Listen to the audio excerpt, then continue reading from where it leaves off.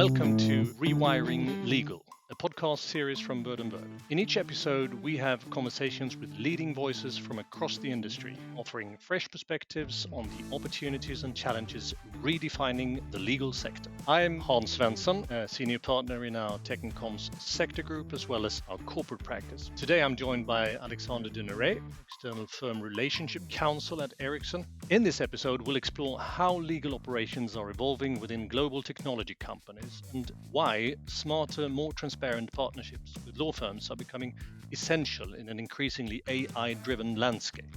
Welcome, Alexander, first of all. Thank you, Hans. Thank you for having me. Maybe we should kick off with just a few words about yourself and about Ericsson. Yes, absolutely. So I am with Ericsson for about 5 years, going on 6. I work in the legal department, but a little bit on the fringe in the sense that I don't work there as a lawyer. I work in legal operations and specifically in everything that has to do with the relationship and the management of anything we do with law firms. My background is I am a lawyer by training, so I did this job 5 years at another company before Ericsson, and before that I was in private practice for about 15 years, in different places in the Netherlands and in Hong Kong for 10 years before moving over to the dark side in legal ops. Thank you. And Ericsson, I know for many people are still handheld phones, but obviously it's not anymore. But it's a huge technology company. You know it from the inside, like probably no one else. Could you give us a little sense of what Ericsson is today? I know people still think they make phones, but they don't and haven't done for a long time. But what Ericsson does is they sell the infrastructure for 5G networks at the moment that will go into 6G, so basically wireless area networks. What they actually produce are those gray boxes that you see on top of buildings and of towers. So they're basically big antennas that make sure that your mobile phone is connected to the network wirelessly, obviously. And we sell those to, typically we sell them to service providers. So in Sweden to Telia, and in the Netherlands to KPN, for example, and they then sell the services to the customers. I can imagine, you're a global player, you're in the middle of geopolitics, you're 80,000 plus employees, you must be a good number of lawyers with some very particular challenges and ways to handle a legal department. I'm sure we'll get into that, but I think maybe also as a background, right, as to the Yes. complexity. Yeah, so I think as always, right, the legal department is in a way, or should be probably, a reflection of how the organization works and where the organization is, and also what the organization does. And I do see that very much in Ericsson. So I, for instance, like that it's an organization that makes something, right? So we make these antennas. So it's very much a company full of engineers that think of things and then make them. And this, you find the reflection of that in the legal department as well. It's very different from a bank where it was before, where it's just a different type of person. Very much a legal department that is coming up with solutions and trying to have like an engineerial and a product mindset, even when it comes to the legal advice. The other dimension that is very Ericsson, and I think you will see this in other companies as well, but Ericsson is quite extreme. So it's like 180 countries that we operate in. That obviously has a reflection on the legal department as well, because you need quite a bit of expertise across various jurisdictions and regions, and that influences the size and also the complexity of the issues that you deal with on a local basis, basically. So it makes my job more interesting because you have more different people to deal with, different firms in different countries. So all in all, it makes for a more exciting landscape for myself. So, a very particular and rather complex landscape. But you touched upon your role in this. Could you lead us a bit further into your exact role and responsibilities and sort of strategic priorities in the next years? Yeah. Okay, absolutely. So how this normally works is, and this is quite common across many companies, is that if you don't have anything in terms of what some companies might call outside counsel management, Ericsson would call it external counsel management, and we've shifted a little bit to more like law firm relationship management. But at the basics of it, it's really a program that you want to run. So if a company becomes large enough and the legal department becomes big enough, you get more legal operations, just as a matter of fact, right? You just, because you have 200-300 employees, just comes with operations. But if you start using a multitude of firms across a multitude of jurisdictions, that relationship and that managing all of that becomes quite complex as well. So what you would normally do, and I think this will be pretty familiar territory for most, or what you would normally do is you would run a program that includes setting up panels, right? Law firm panels for either for specific expertises or for regional panels or a combination. You would want to make sure, and this is all a little bit in the background and not particularly exciting for most, but it's quite important that you create a financial transparency, right? So basically, when I joined Ericsson, one of the first things I did, which I don't think went very noticed in the beginning, is that I made sure that we always had access to the right spend data when it came to law firm engagements. And that sounds easier than it is because, as most companies, large companies, you use some kind of payment system that is very ungranular, right? It will just tell you, okay, this was paid by this entity and this was the amount and this was the firm that asked for it.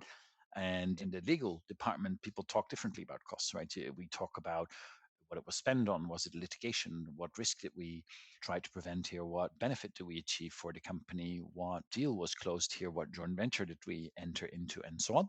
And in order to speak in that way about legal costs rather than just up, down, who's paying for it, you need to create basically, honestly, there's no real way around it. You need to create a database that has all of that in there so you can cut it in the way you want. If you get the question or if you want to have an intelligent discussion about legal fees, you make sure that you have all of that at your disposal. And then you can start talking about it in a way that does it more justice. Because if you just look at it as a cost without any benefit or a cost that just can be cut every year, hoping for the same result every year, that's a strange discussion to have, right? Yeah. So that's one of the things you would focus on. And now, I guess, a little bit more later stage when the program is a little bit more mature and you got the basics under control, what you would then do is you would make sure that with the trusted relations you have with firms, you try to come into a more mature vendor relationship, I guess some companies would call it, or a law firm relationship program. That is a little bit more than just, having an agreement in place and once a year having lunch together and telling everyone how well everything went the year before, basically, which is quite common, I think. Thanks. I mean, that triggers a couple of questions I'd like to come back to. But before we do, you mentioned early on, call it joining the dark side, and but you've been on the law firm side, obviously, and then transitioned over. On a more personal note, what made you do that change, and did it Mhm. have anything to do with this specific role and the strategies you're working with now? Yeah, not immediately, but it did turn into that. So there's two elements to it. It's very, very helpful to have been in private practice to do this role, because if you haven't been, it's hard to do it right, because you would have to have some understanding at least of what goes on in the law firm, right? And also, I think you should have an understanding of the somewhat delicate balance that the lawyer client relationship entails, right? It's a business relationship, but it's also more than a business relationship, right? It's, in the end, it's the person we have to be able to call on Christmas Eve, if there's some kind of emergency. So you obviously, at the end of the day, it's all business, but it's also a trusted advisor, and yeah, I guess you call that a trust relationship, right? So it helps if you understand and if you've been on the other side of that, what that means. But the reason why I switched it was a somewhat odd coincidence. So I moved from Hong Kong to Switzerland, and I had just landed in Zurich, and I took a temporary job doing like a large, which I only found out then corporates do all the time. So it was one of those large contract reviews that companies tend to do. So this particular company, they wanted to set up a new sourcing contract system, right? As every company always wants to. And in order to avoid that all of the old stuff would go into the new system, they basically did like an enormous review. And I ran one of those teams. It was mainly run with students, but I was sort of managing a group of 15 students and doing like quality control, stuff like that. And then in the process of that, I realized that there's a whole world of sort of these more operational kind of things that you can do and you can manage that really only very large companies typically have, Yeah. that are all sort of legal adjacent. And by then I had done private practice for about 15 years. And I thought, this could actually be quite an interesting way to expand my skill set a little bit. Because partly, of course, because part of my private practice was running my own law firm in Hong Kong, which has, of course, quite a large operational element as well, right? I mean, you're a partner at a law firm, you know that it's not just advising, because you also have to run the company that is the law firm, right? And there's staff, and well, there's the whole thing of running a company, basically. And so there was always an operational element that I thought was quite appealing. So when I realized that there was this whole world of legal operations, I was quite attracted to that. I took a job then which had a much narrower scope, at the beginning at least. They wanted to have like proper like law firm management, but then when I was almost a year in, the head of legal operations was basically the COO of the legal department changed, and he had a very ambitious idea of what it would mean to run a legal department and how to manage these things, including the law firm relationships and all the costs related. And I was just already there. I was sort of the only hire they had up until that point for this particular area.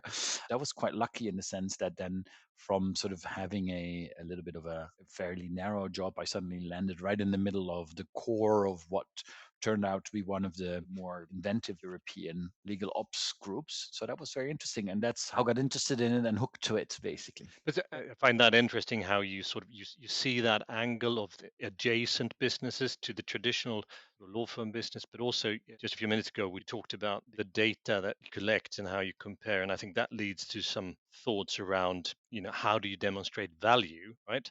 And so those are, I think, two very important key elements of strategy as the one you are pursuing now. If we just take a step back in the role that you're in now, Mhm.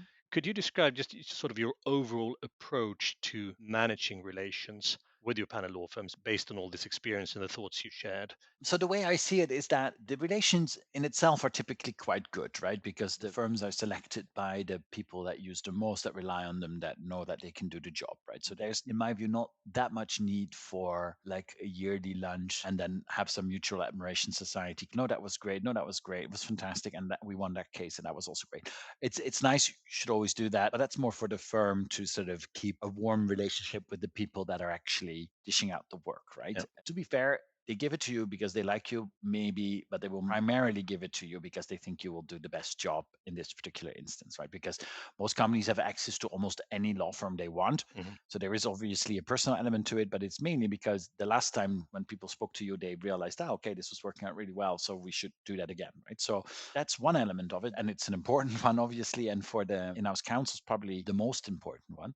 But from a company perspective and also from I guess from a legal operations and cost, the relationship could be much more than that, right? So you can basically deepen the relationship by having a program where you basically assess with every relationship that you already have, or at least the key ones, assess how you can get more out of this relationship. And this I really mean from both sides, right? So it's very likely that there's already a gap between what the firm is doing and what they could be doing, right? Yeah. And it could be just because the company thinks, hey, I know they're good at this, but I don't want them for anything else. But it could very well also be that in the heat of the moment of things developing, no one ever thought to ask a certain firm for a certain topic because it just never came up, right? So if there is a moment in time where you could sit down and say, hey, this is the relationship we have, what could the relationship be? That's also an opportunity for a firm to say, hey, you know what? We also have this, we also do that. I could bring on this person, we could talk to that person. So that's for the firm quite an important moment.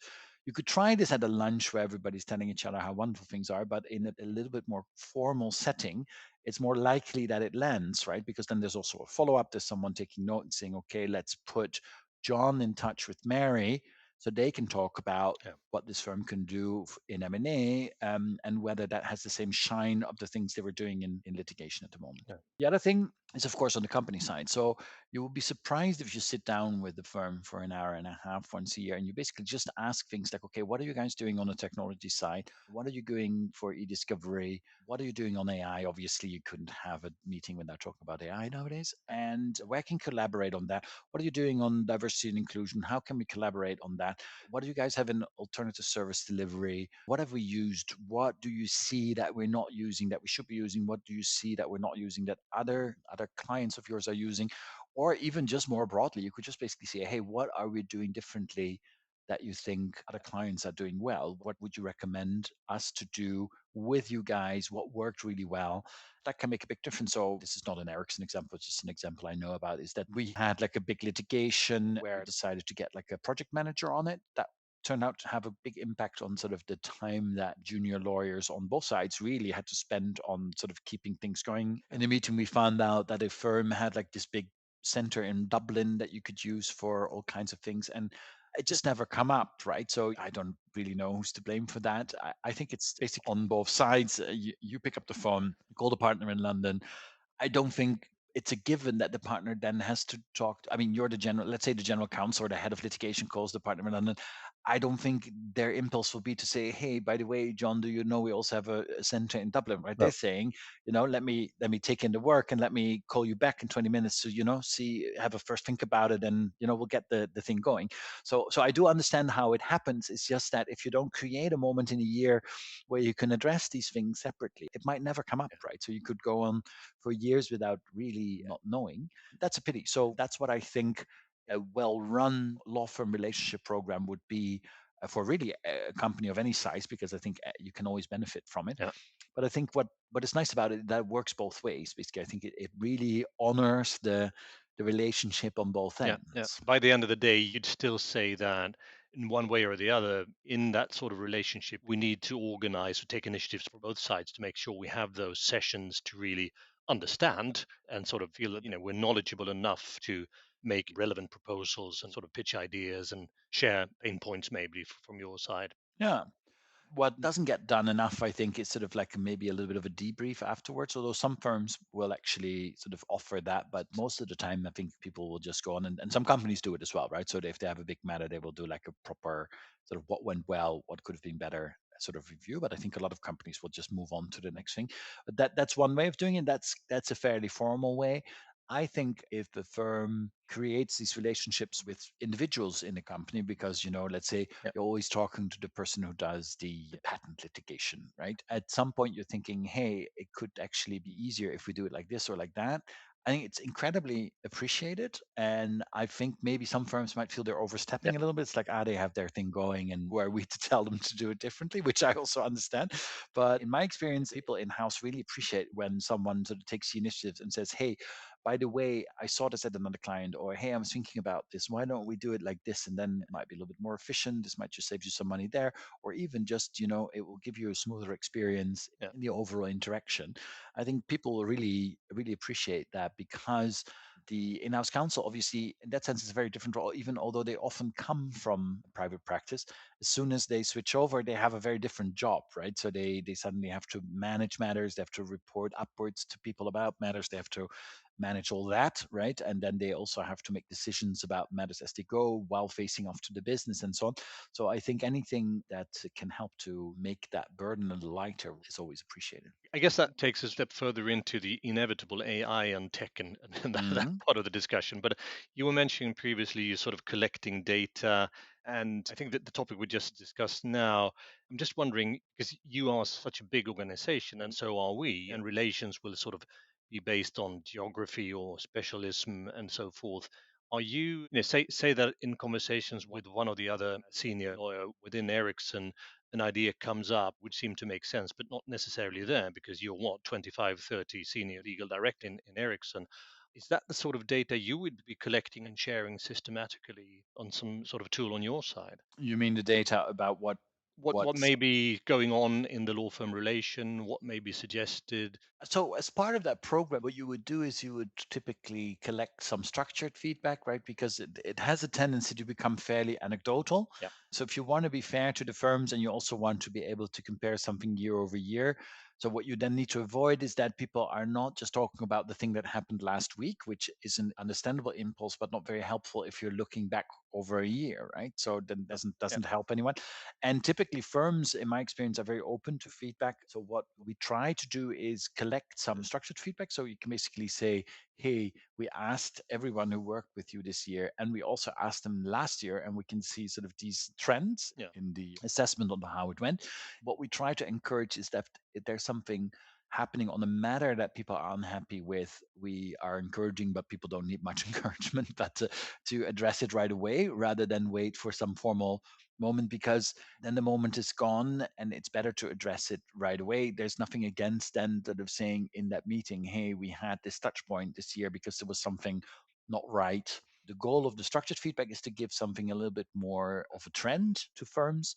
And there you can just look at like what's still important for companies, right? You can look at billing behavior, compliance with the billing guidelines, things like that. You can, more importantly, sticking to budgets, right? Just sticking to budgets agreed and fixed fees and caps, things like that. That's already becoming a little bit more important. And then you can also just ask lawyers, were you happy with the responsiveness? Were you happy with the speed of delivery? Were you happy with the quality of the advice, right? So, yeah.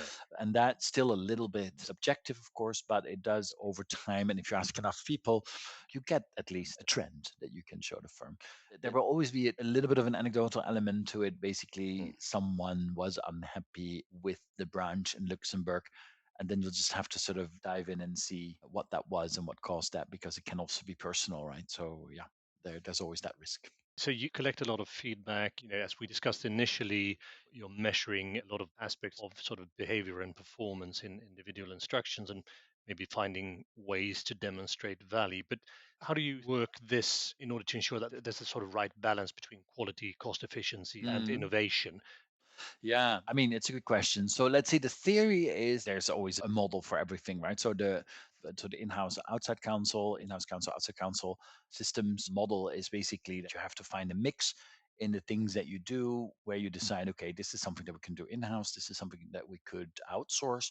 And then if you outsource, you can decide to either send it to another location, right? Like, I guess, traditional Yeah. outsourcing.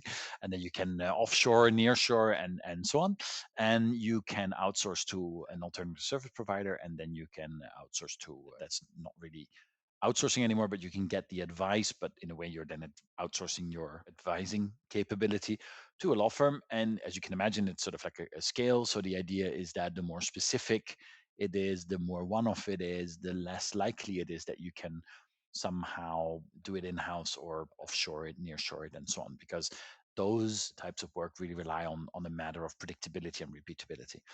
Then typically the next phase is, and this was for a long time, this was fairly theoretical, but the next phase will be to look at what you can automate, right? So are there tasks in there that are so repetitive and so easy to predict that a machine could do them?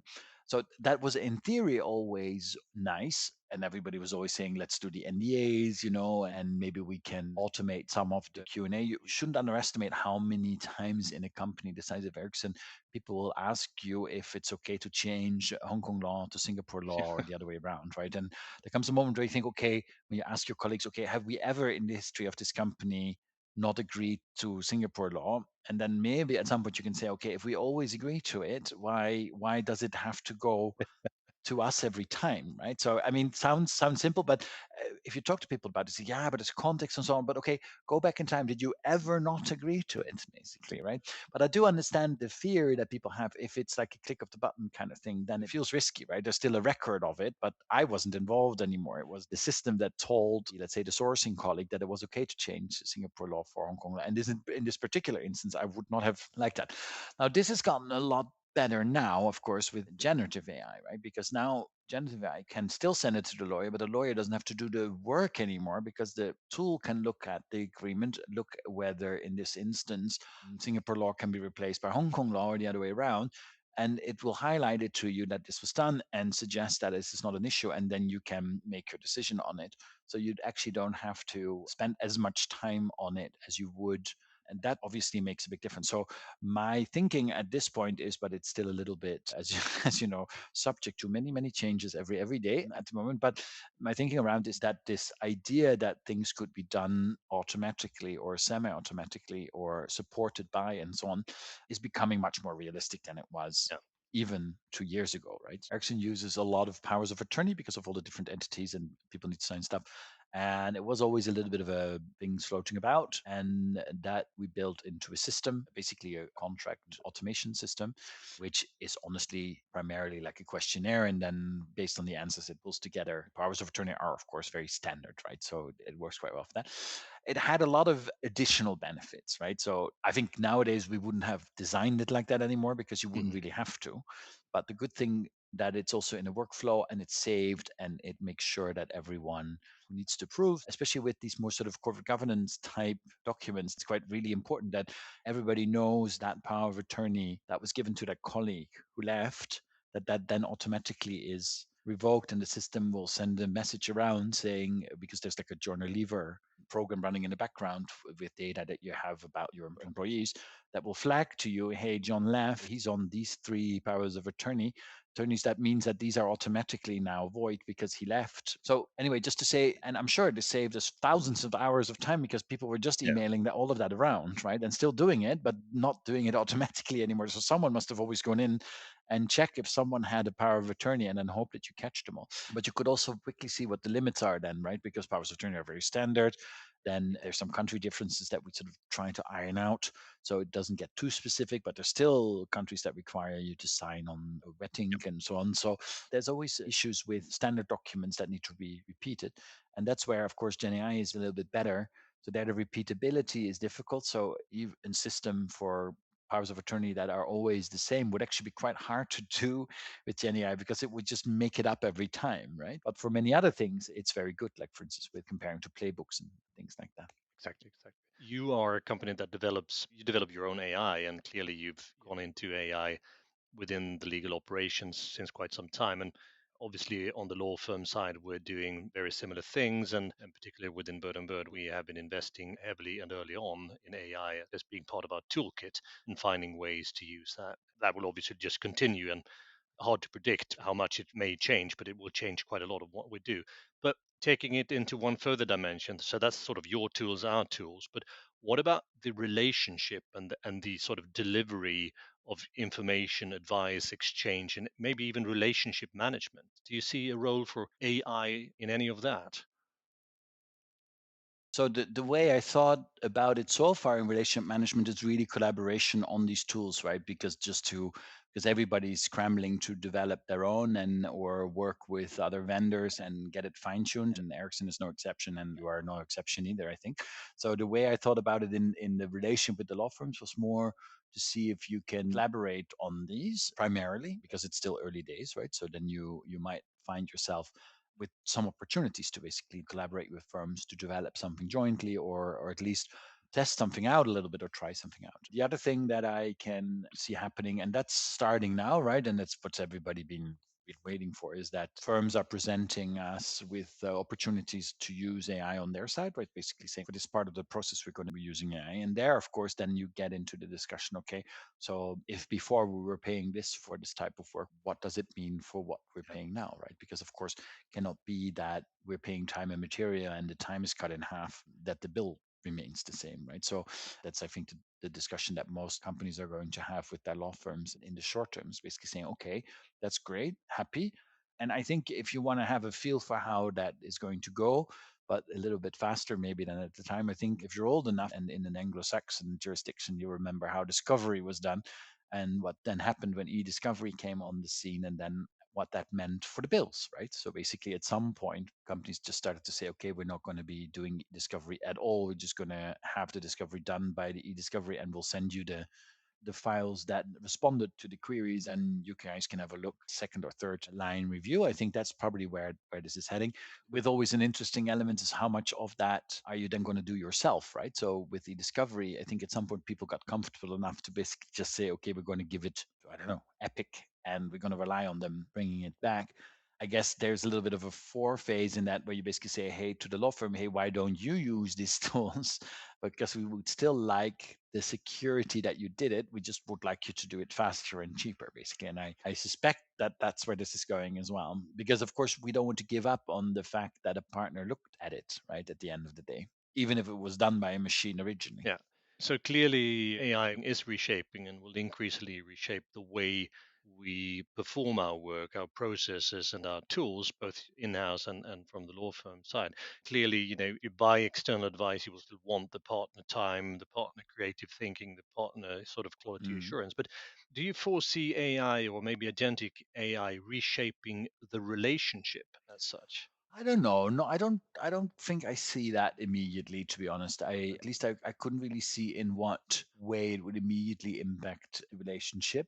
I think maybe the threshold could be reduced a little bit. Right now, there's still a little bit of a threshold. Okay, am I actually going to call Yeah, the law firm, right? Which it's not always a money consideration, right? It's always just like it seems like quite a heavy yeah, thing to do, right? To get a law firm involved, especially agentic AI could be an opportunity for law firms to offer a little bit of a lower threshold access to the expertise because it just runs in the background. yeah. And if someone needs access to it via a little window, then that could give them a little bit of a lower threshold. And that could, of course, strengthen the relationship because it's a first step into a further engagement, right? Yeah. So, in all of this, if we sort of take a little bit of a wider perspective, do you see the role of legal operations evolving in a certain direction for global tech companies because of what the things we just discussed?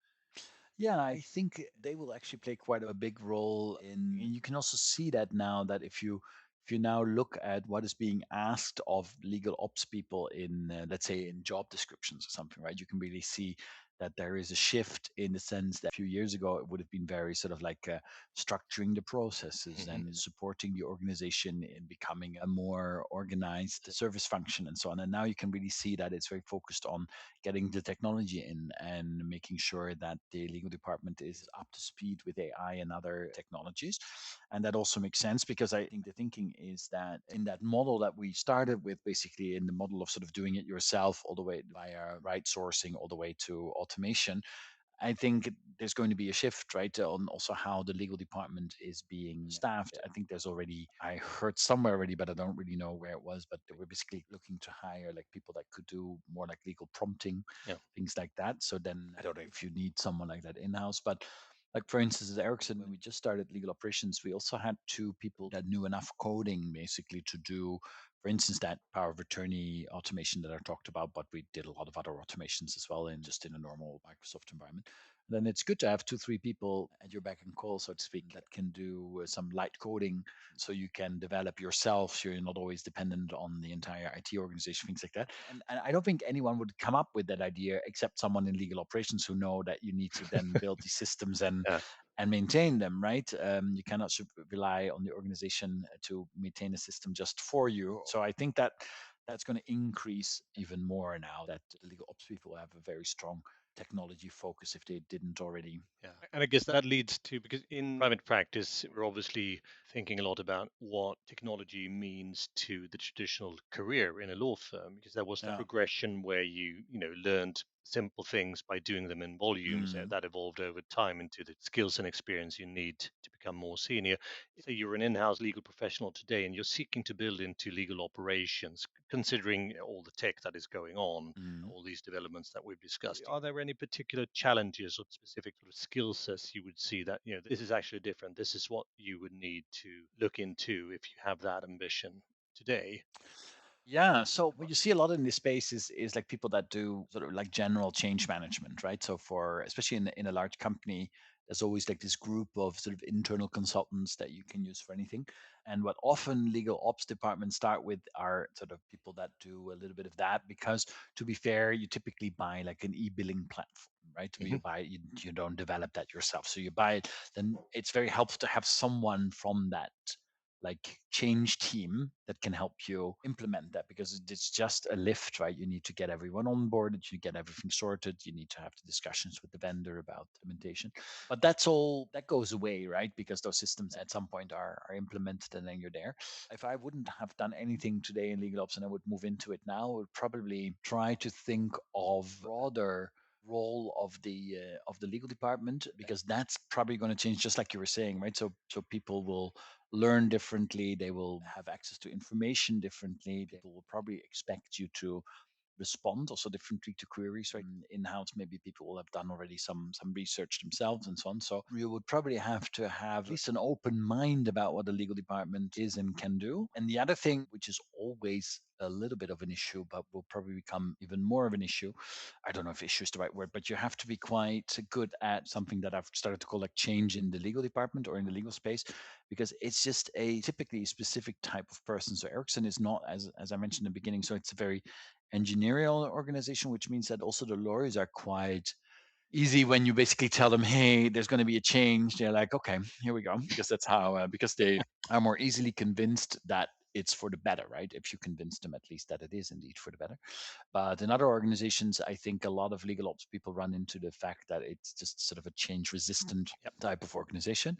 And that, of course, is not slowing down now, right? If legal ops was sort of pulling the cart there a few years ago, now the pressure comes from all sides because now the whole organization is saying, hey, everybody also should get AI literate and AI clever and have stuff done by AI. And that includes the legal department. So change is now on all sides. So you should probably have an idea of gain some experience in change management in areas where people are not necessarily excited for the change that you're proposing, because that has made a big difference. Because I in my previous job I was the only lawyer in the legal ops, so I was surrounded by ops people, Yeah. which sounds like a good idea, but it was actually turned out often to delay things quite a bit because the ops people would basically just say, we're going to do this because we think it's better. But that's not really, and you must feel this also as a lawyer, that's not really an argument that you can use for a lawyer, right? They'll just say, they need to be convinced a Yeah, little bit that exactly. it's Yeah. really a good idea and why it's good for them. Also, you could even think of it as like try to convince them that it's a good thing for them and their client, basically, right? So, because that's also true. The in-house counsel, of course, also has their clients, right? They have their business, and some people are quite protective of those relationships, and if a change somehow endangers that relationship, that's quite delicate as well. So I thought that although the organization that I worked at was very good, I thought the legal ops department they set up was really good.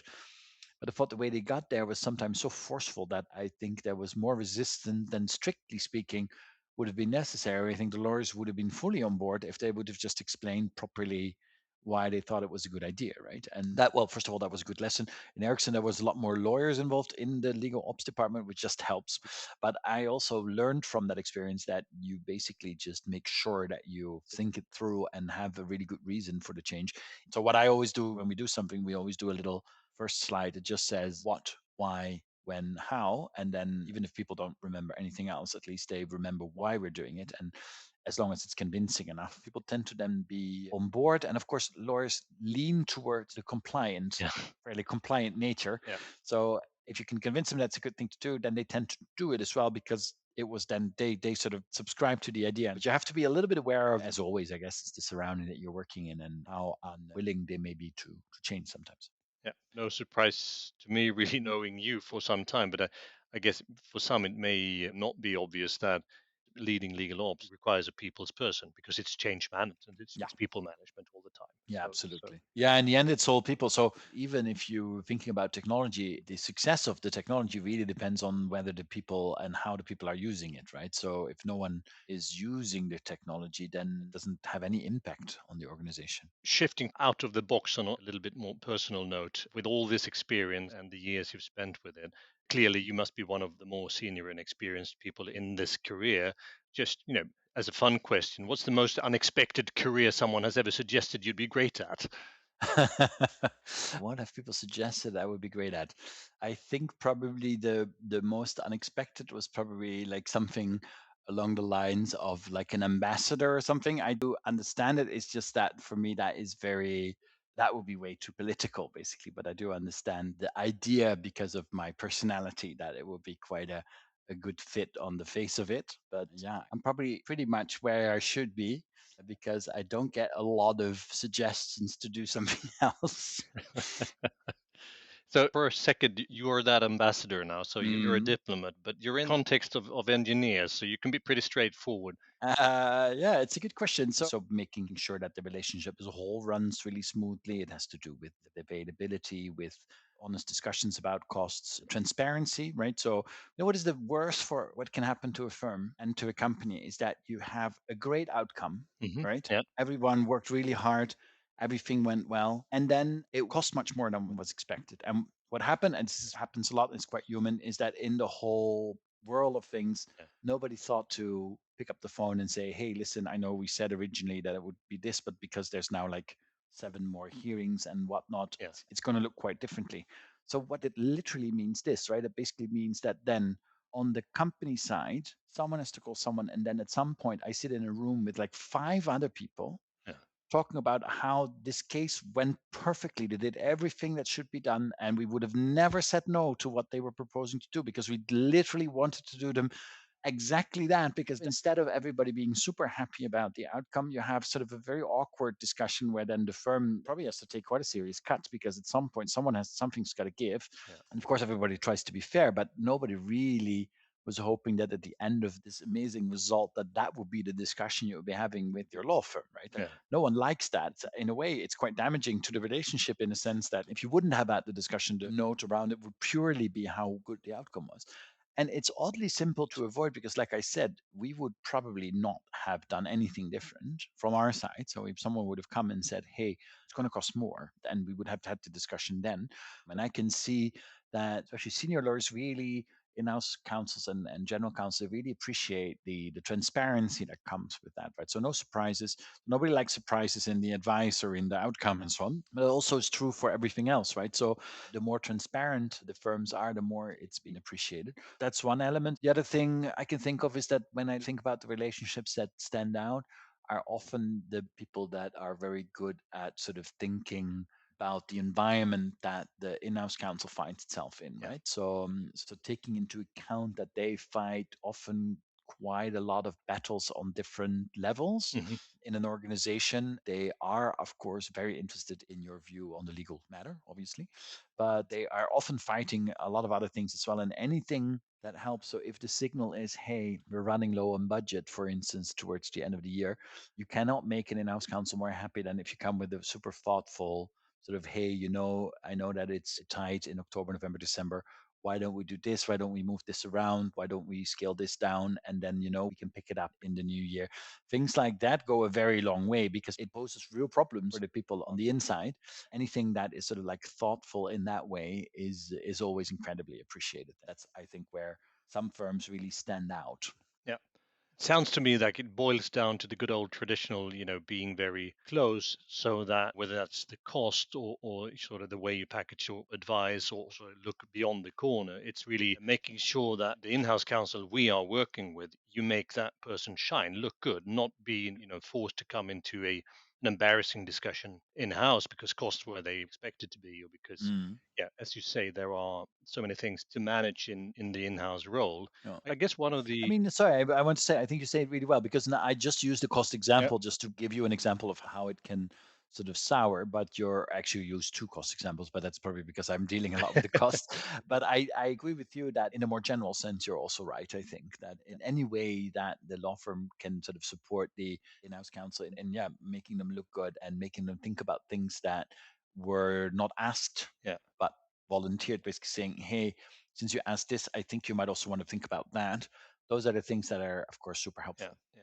And I guess one of the challenges that we are facing from our end working with a large corporate is you are so many and your Mm, organization is rather complex. So yeah. building those relations, there's a core sort of knowing each other well enough, having the trust, being able to share in a rather transparent way. That's necessary to get there. So from our perspective, I'd propose one takeaway to be, not to be intimidated by the size of the company. It's still human Mm, beings in that very same position that we're used to. It's just that there's a little further effort yeah. maybe to understand who does what.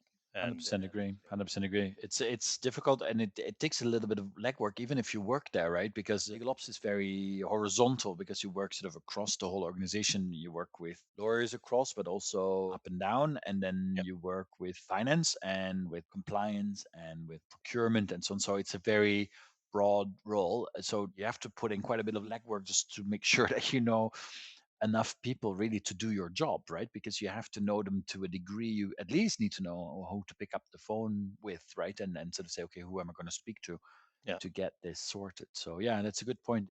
And then there is this element in the panel relation, I think, for many firms that some of the projects you sort of select them for formal RFPs.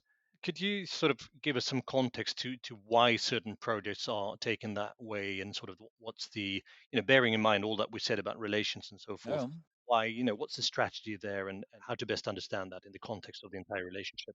It's a good point. It's always a little bit a difficult one, right? So I guess sort of common sense dictates and kinds of sourcing experience and so dictates that you just get a better outcome if you put a competitive element in giving the work to Yeah. someone. But I'm not always so sure that the legal space is the best for it. There's a few elements that I like about it. I like that it forces people to think about what they're actually going to ask a law firm. I would prefer that they would even do that without running an RFP because there's still too much sort of like calling the plumber and saying, "Here's the bathroom," and then it's like, okay, that's not an instruction, right? You need to tell the law firm what's going on and what you're after, right? Yeah. Because you can't really blame a law firm for doing a sprawling investigation into a topic if you don't tell them what you need, right? Then they assume that you want a sprawling investigation into a topic, right? Because you basically formulated it incredibly broadly, so that indicates a broad investigation, right? What else can you expect?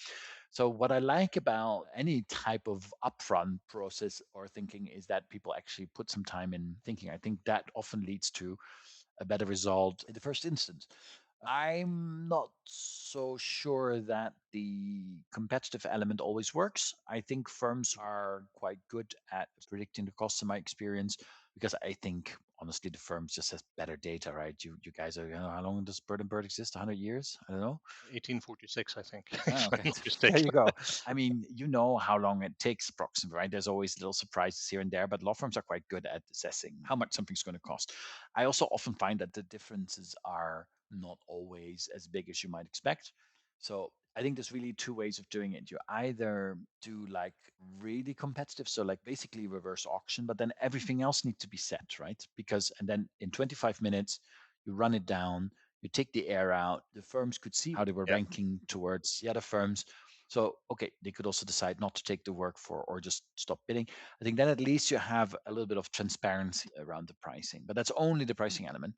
But the rest of it is probably if companies would just scope the work better or even just have a sit down with the firm. And also the firms would basically be clear saying, okay, just to be sure, is this what you want and not that and not that? And this indicates that. Is that also what you want? The problem I have with this that it tends to get, as you know, because you're on the receiving end of this more than I am, is that it's a lot of work. You get through some weird system that doesn't really explain much about what's going on. You're not allowed to talk to the people, which could probably take away a lot of the uncertainty about what's being asked. And so I think it has quite a few flaws yeah, as a general rule. I think it's fine for heating oil, maybe not so much for law firm yeah. services. But I don't want to dismiss it entirely because I like some transparency up front. And I do think that law firms over the years have shot themselves in the foot a little bit in the sense that no client has ever asked for a time and material business model, right? That's your business model. So you decided to sell your time. I don't have a necessarily a better solution. I'm just saying the reason that all of this happens is that law firms decide that time and material is the way to go, while at the same time every year increasing their hourly rates by X percent, Yeah. right? If the client accepts it. So that's how it happens, right? That's how it goes. So it has to do with the business model that was created and then the response to that by companies that prefer predictability and budgeting and knowing what's going on. At the same time, I also know that companies can be incredibly unclear on what they want and then expect you to still know from the very beginning what it's going to cost to the cent. So both sides are at fault a little bit, I think, here. That's why I prefer the transparency up front because that takes away a lot of the guesswork on both sides, right? So on our side, the guesswork on what it's going to cost, Yeah. and on your side, the guesswork on what you can actually offer and what you need to do. So anything that narrows the scope up front, with of course the option to go left, go right, and expand and dig deeper or close it early or whatever. Everything is possible as the matter goes. But anything that gives people a little bit of pause at the beginning, okay, what am I asking of this firm, is going to be beneficial for everyone. That leads me into I had a conversation with a colleague within the firm a couple of weeks ago, and we were talking about procurement of legal services, and he was saying he's working a lot with US clients, and he was Hmm. saying, so what if you would say, let's build a client attorney relationship. The strategy should just be trust. As you say, big companies have access to all the best firms. Spend some time on finding the right people where there is trust and transparency and long term and all of that. Hmm. And you say, hey, let's agree we don't charge for sitting down and understanding your pain points on your project and an appropriate scope and timeline and whatever. And once we're through with that, you get 10% for not throwing us through auctions, reverse auctions, and RFPs. And you get another 10% for not hustling with your e-billing system. So 20% off the bat. My take on that is I'm even proposing the same on our side, basically saying, why don't we just clear up some money to have that 90-minute sit down with the firm? Yeah, So, especially like in litigations, right? You know how this goes, right? The writ of summons comes in, or someone sends an angry letter and says, okay, next week. What you really want is have a sit down with your trusted advisor to sort of take you through the various scenarios and what to do first, right? So, and let's say you spend 2 3 hours and you send them all the documents you have and then you just pay the firm for 3 days of work, right? Just reading all the documents, having a sit down, maybe having another sit down at the end of it, and then you put a pin in it and you say, okay, obviously now we're not going to do an RFP. We already made you read all the documents, so now you're going to do it. yeah. So okay, that already takes care of the RFP. That's not happening. And we want to know from you now until the next foreseeable future what you're going to charge us fixed days, because you had time to look at it and understand what it's about. And you can build in some escape hatches for more and less work and whatnot. That's all fine. All these mechanisms are fine. I don't have anything against that. My point being, you don't even have to do it for free. I would actually encourage our in house counsels to spend a little money to get to the bottom of everything and get your first questions out of the way. Don't spend too much time going back and forth with the firm on admin stuff because we don't even really know yet what it is what we're looking at. Yeah. And then you find yourself in a spot that, first of all, the in-house counsel will understand much better what is at stake. But outside counsel also can no longer say, well, it depends. Like, no, I know what it depends on. It depends on everything you've just looked at. And now you're going to have to tell us what it's going to cost. But that's fair to everyone, right? So, and especially if you still allow for ifs and buts, right, and assumptions, then I think it's a fair system, especially in these kind of situations. If you would do it competitively up front, right, what can you actually tell the firms that is not too confidential? Because all the firms that are not getting the work, you cannot tell them just everything about this litigation that is not even starting yet. Most of that will be too confidential to share with like 4 different Yep. firms of one Anyway, only yeah. will get the work. So I don't even know how that would work, but I know that people try to do it. But my preference would be to just have a little bit of a little starting budget, Yeah. get everyone up to speed, and then take it from there. It's all been time and material so far, and it's much more than people had expected because no one really sat down and said, Yeah. okay, who's going to do what exactly? Then it gets much more expensive. So very interesting conversation, lots of thoughts and experience coming out of this. But I also realize I've been pumping a lot of questions to you. So to round things off, do you have a challenging question for me? That's a good one. So maybe if you were to go in house tomorrow, let's say, what would be your first thing you would tell? So let's say you become general counsel of a company in Sweden and you want to get, because you have a lot of things to go through, you want to get a firm in, you don't have to name any names to help you with that. What would you do as a general counsel to make sure that the relationship is off to a good start and that the costs are under control and so on? What would be your impulse? That's a very good question. I think my instinct would be to sort of still do it the way I was in house some 20 plus years ago. And we expanded into new countries and we had to build new law firm relations. And we made the decision to, I was actually in charge of that. So I did some research in every market, variety of things, what I could find online and read and hear and so forth. And then made the effort to actually go there. So I would go to Spain. I would meet with the 4 firms that I thought were good candidates and the partners there. I sort of tried to put some small work out, but also spend time with the Hmm. dinner and the lunch and meet the team. And that took a couple of days in Spain and then a couple of days in Italy and so forth. But Hmm. we came back with a much better feeling for the people and that, teams and culture in the firm and that sort of thing for what it's worth. And then we made a selection based on that. And Yeah. I think I would still be inclined, though there are other tools and ways and methods, and it's much more sophisticated these days. I think still that there is so much in the personal relation and the sort of getting Hmm. along and understanding each other that I'd be inclined to at least have that as an important element. Yeah. So It's nice to get some pasta in as yeah, well. So it's a good yeah. method. It's I just like because I'm that. old-fashioned. Yeah. I can't get that out of me. I got to go to Spain and to Yeah, Italy, yeah. so great. All right, good, good. Thank you, Alex, and thanks for listening. That's it for this episode of Rewiring Legal.